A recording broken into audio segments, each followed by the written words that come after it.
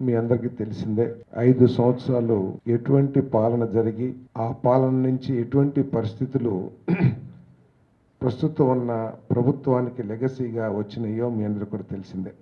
గత ప్రభుత్వం తనకు నచ్చిన తనకు తోచిన సంక్షేమ కార్యక్రమమే ఎజెండాగా లక్ష్యాలు లేని ఒక దిశ లేని సంక్షేమ కార్యక్రమాలను అమలు చేస్తూ రాష్ట్రంలోని వ్యవస్థలన్నింటినీ కూడా విలువ తగ్గిస్తూ తనకు నచ్చిన విధంగానే ఆనాటి అధినేత నచ్చిన విధంగానే పరిపాలన చేసిన విషయం మనకు తెలిసిందే. ఎందుకు లక్ష్యం లేని సంక్షేమ కార్యక్రమాలు అన్నానంటే, ఏదైతే ఆనాటి ప్రభుత్వం గొప్పగా చెప్పుకుంటుందో మేము బటన్ నొక్కే కార్యక్రమం ద్వారా కొన్ని లక్షల కోట్లు సంక్షేమ కార్యక్రమాల ద్వారా డబ్బుల్ని ప్రజలకు అందించామని, ఉదాహరణకి అమ్మఒడి ఇచ్చారు, ఫీజు రింబర్స్మెంట్ ఇచ్చారు. అమ్మఒడి ఒక 45 లక్షల మంది పిల్లలకి, ఫీజు రింబర్స్మెంట్ మరో కొన్ని లక్షల మందికి, డిగ్రీ ఇంజనీరింగ్.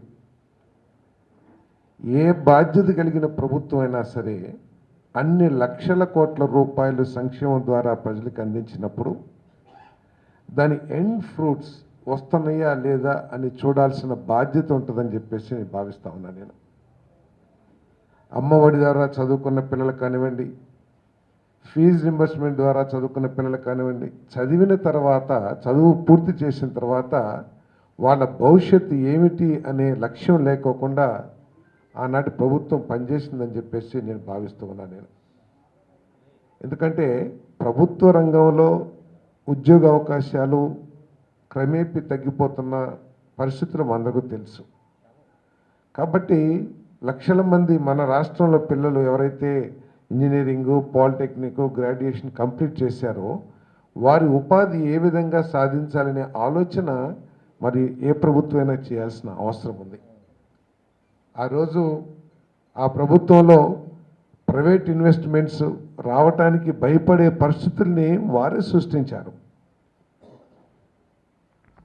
ప్రో ఇన్వెస్ట్మెంట్గా కాకుండా బెదిరింపు ధోరణితో, లేకపోతే వారికి సంబంధించిన వారు ఆలోచించిన టర్మ్స్ అండ్ కండిషన్స్కో, లేకపోతే వారు ఆలోచనకు అనుగుణంగానే పెట్టుబడులు పెట్టాలని చెప్పేసి ఆలోచించటం చాలా దౌర్భాగ్యం అని చెప్పేసి మనం చేస్తామని.